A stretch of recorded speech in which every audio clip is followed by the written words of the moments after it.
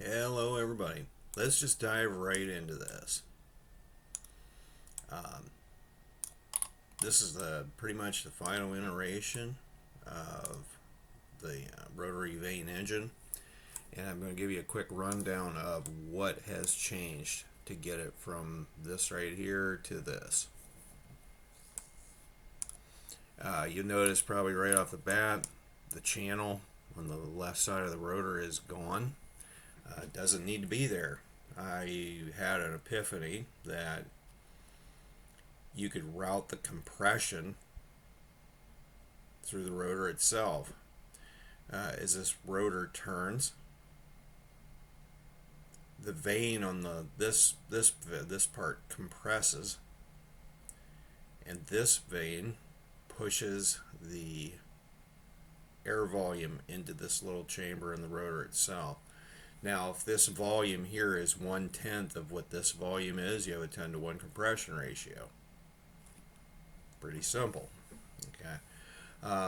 I also figured out this cannot be open, this can't be round, because you need some kind of method of creating vacuum to draw air into the engine. In other words, this vane would drop down below this little step out and it would pull the air into the engine. So that has to be there. But moving on to the next change, I made the rotor size larger relative to the engine. And this does a couple of things. It changes the profile of the ellipses, making them less elliptical and closer to being round. So there's less stress on the vanes. So basically, kind of a good compromise between having this perfectly round and elliptical.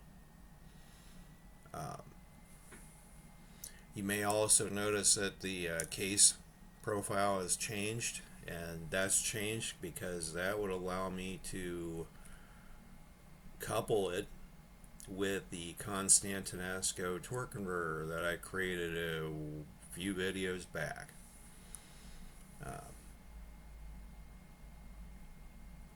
So at any rate, now this has a 9-inch rotor instead of an 8-inch rotor, and that did impact the displacement, but the thing is you can also make the rotor wider, so it really didn't.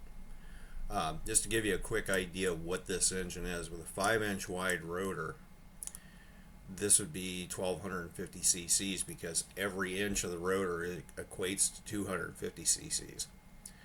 So you could make a version of this engine, hypothetically, that had 3 rotors. The engine would be 1.5 liters. It'd be a little bit bigger than a Mazda 13B Rotary. But here's the thing. With 3 rotors, you would have 12 firing events for every rotation of the crank. Well, it's not a crankshaft, it's an output shaft. So think about that for a minute. You got a 1.5 liter engine. Every 30 degrees, the engine has a firing event.